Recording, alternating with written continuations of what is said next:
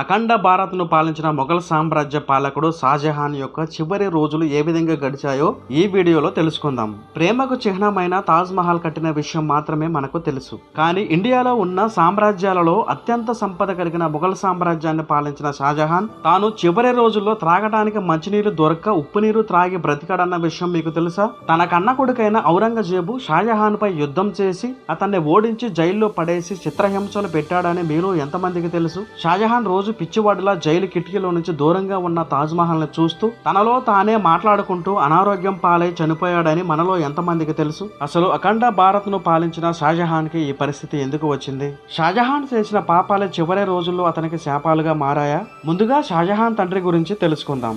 షాజహాన్ తండ్రి పేరు జహంగీర్. ఆయన స్వయంగా ద గ్రేట్ అక్బర్ కుమారుడు.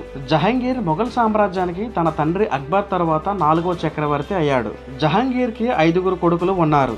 వీరిలో జహంగీర్ పెద్ద కుమారుడు ఖుస్రౌ మీర్జా. ఇతను అన్ని విషయాలలో మంచి టాలెంట్ కలిగి ఉన్నాడు. ఖుస్రౌ మీర్జా తమ్ముడే షాజహాన్. తన తండ్రికి అంటే జహంగీర్ కి పరిపాలనా విషయాలలో హెల్ప్ చేస్తూ ఉండేవాడు. జహంగీర్ మరణించిన తర్వాత షాజహాన్ మొఘల్ సామ్రాజ్యానికి 5వ చక్రవర్తి అయ్యాడు. వాస్తవానికి జహంగీర్ చనిపోయిన తర్వాత మొఘల్ సామ్రాజ్యానికి జహంగీర్ పెద్ద కుమారుడైన ఖుస్రౌ మీర్జా సింహాసనాన్ని అధిష్ఠించాలి. కానీ జహంగీర్ పరిపాలనలో ఖుస్రౌ మీర్జా మొఘల్ సామ్రాజ్యాలలో ఒక ప్రాంతానికి సుబేదారుగా ఉండేవాడు. కానీ అధికార దాహంతో మొఘల్ సామ్రాజ్యానికి చక్రవర్తి అవ్వాలనే దురుద్దేశంతో తన తండ్రిపై యుద్ధాన్ని ప్రకటించి ఆ యుద్ధంలో ఓడిపోయాడు.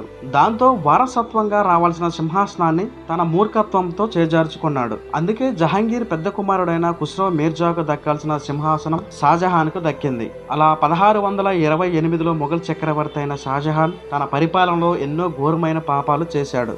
ఎప్పటికైనా తన సింహాసనం కోసం తిరుగుబాటు చేస్తాడని భావించిన షాజహాన్ ఖుస్రౌ మీర్జాపై యుద్ధం చేసి తనను బందీగా చేసి కారాగారంలో పెట్టించాడు. అంతేకాకుండా ఖుస్రౌ మీర్జా 2 కళ్ళు పీకించేశాడు. కళ్ళు పీకిన ఏరియాలో ఉప్పు నీళ్లు పోసి తాను బ్రతికి ఉండగానే చిత్రహింసలు పెట్టి నరకం చూపించాడు. భవిష్యత్తులో మొఘల్ సామ్రాజ్యం కోసం తప్పకుండా తన సోదరుడు నుండి ప్రాబ్లం వస్తుందని చివరకు ఖుస్రౌ మీర్జాను జైల్లోనే చంపించాడు. ఆ తరువాత మొఘల్ సామ్రాజ్యానికి తిరుగులేని చక్రవర్తి అయ్యాడు. అఖండ భారత సామ్రాజ్యాధినేతగా మొఘల్ సింహాసనంపై కూర్చున్న షాజహాన్ కి చరిత్రలో తన పేరు మారుమ్రోగాలని, తనకంటూ కొన్ని పేజీలు చరిత్రలో మిగిలి ఉండాలని, ప్రపంచం మొత్తం ఆశ్చర్యపోయే విధంగా ఎన్నో అందమైన అద్భుతమైన భారీ నిర్మాణాలను నిర్మించాలని నిర్ణయించుకున్నాడు.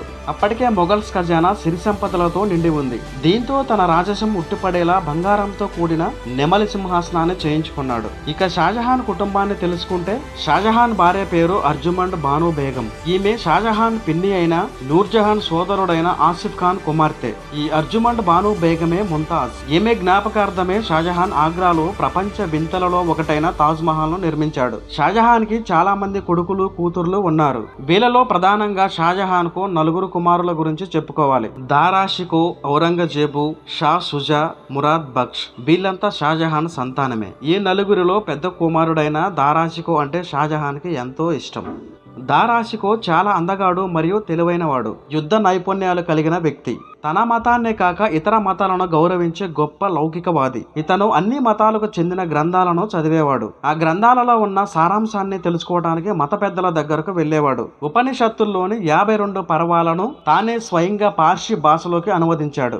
దారా షికో ఈ విధంగా చేయడం మొఘల్స్ లో ఉన్న చాలా మందికి నచ్చలేదు. కానీ రాజ్యంలో ఉన్న ప్రజలు దారా షికోను చాలా ఇష్టపడేవారు. దారా షికో తమ్ముడైన ఔరంగజేబుకు ఇతని ప్రవర్తన నచ్చేది కాదు. ఔరంగజేబు చాలా క్రూరుడు, కరుడుగట్టిన మతోన్మాది. ఔరంగజేబు ఎన్నో రాజ్యాలపై యుద్ధం చేసి వాళ్ళ రాజ్యాలను లాక్కునేవాడు. అంతేకాకుండా ఆ రాజ్యాలలో ఉండే హిందూ దేవాలయాలను కూల్చి వాటి స్థానంలో మసీదులను నిర్మించేవాడు. ఒకరోజు షాజహాన్ తన విశ్రాంతి మందిరంలో సడన్ గా కుప్పకూలిపోయాడు. ఈ విషయం తెలుసుకున్న షాజహాన్ కుమారులు తండ్రి దగ్గరకు వస్తారు. షాజహాన్ దారా షికోతో చాలాసేపు మాట్లాడతాడు. ఈ విషయాన్ని కల్లారా చూసిన మిగిలిన సోదరులు మొఘల్ సామ్రాజ్య సింహాసనానికి చక్రవర్తిగా దారా షికోను నియమిస్తాడనే భయంతో వీరికి చక్రవర్తి పదవి కోసం యుద్ధాలు జరిగాయి. దీంతో షా షుజా తనంతట తానే మొఘల్ సామ్రాజ్య చక్రవర్తిగా ప్రకటించుకుని దారా షికోతో యుద్ధం ప్రకటించాడు.